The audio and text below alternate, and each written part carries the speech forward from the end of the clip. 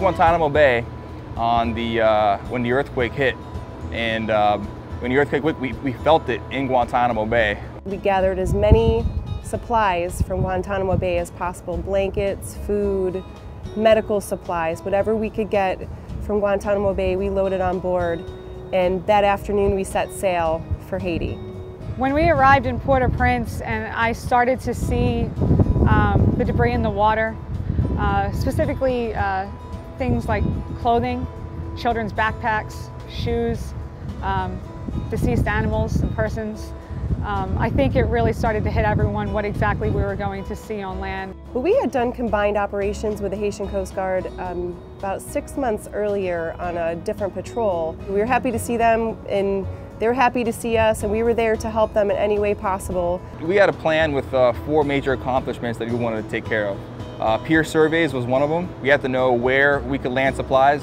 Another one was helping the Haitian Coast Guard get back on its feet. We also conducted medical triage clinic operations at a Haitian Coast Guard base in the vicinity of Port-au-Prince. This triage for minor injuries, and the major injuries that came, missing limbs or crushed bones, those type of injuries, we stabilized at the clinic, and then we airlift them to a local hospital in Haiti, which was unaffected by the earthquake. And then the final mission, I mentioned 4, helping the Coast Guard rebuild their actual base. I think the second we stepped on land and they saw United States in front of our names, I think that they immediately were relieved, and they were immediately gratified that we were able to be there and provide any assistance. What was hard for us is that we weren't able to do more. We walked approximately about 100 yards to the makeshift clinic right there in Killick. Walking towards the clinic, you're seeing all the people waiting for medical attention.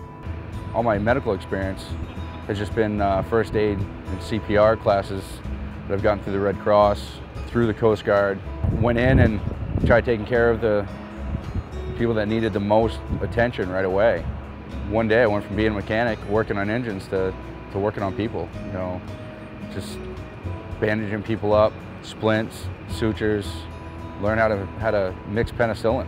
We had people with minimal medical expertise helping other surgeons that arrived, you know, with tasks like, you know, sewing people up and like helping a surgeon perform surgery on someone, and to see that look of thank you, you know, from someone you're helping out and their family, that's one of the best feelings in the world. I feel like I was very fortunate to have so much of a versatile role, especially in the fact that my command enabled me to take my camera ashore and take as many images as I possibly could.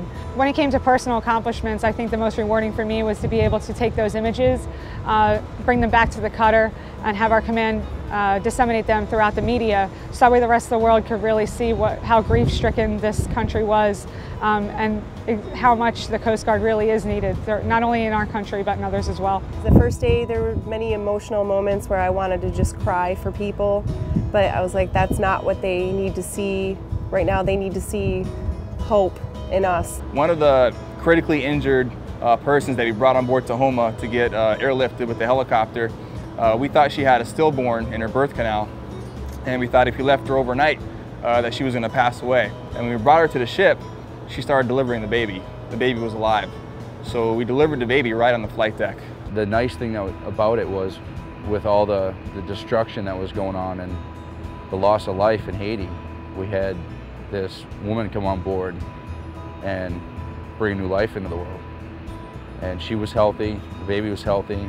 We airlifted both of them to a local hospital, and so it was a miracle on board.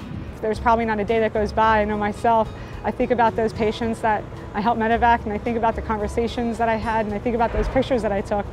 Even up to a couple days ago, I was scrolling through my pictures and saying, wow, I can't believe that I was able to be involved in something. At the time, it really just is, it's the job you're told to do, and you try to do it the best that you can. And then once you look back on it, you think, wow, well, maybe that did make a difference. We're so fortunate to be in a country that we are in, and the advantages we do have. And it just really brought a lot of things into perspective for me. My experiences in Haiti have made me realize that there's ways I can help out at home too, and all the rest of us These people keep coming up to me and saying, oh, you're such a hero, you got to go over there and help out in the devastation. I don't feel like a hero, I feel like it was my job, it was my duty. I would do it again in a heartbeat, but there's plenty of people here in our own communities that we can help out and that everybody can be a humanitarian and a hero.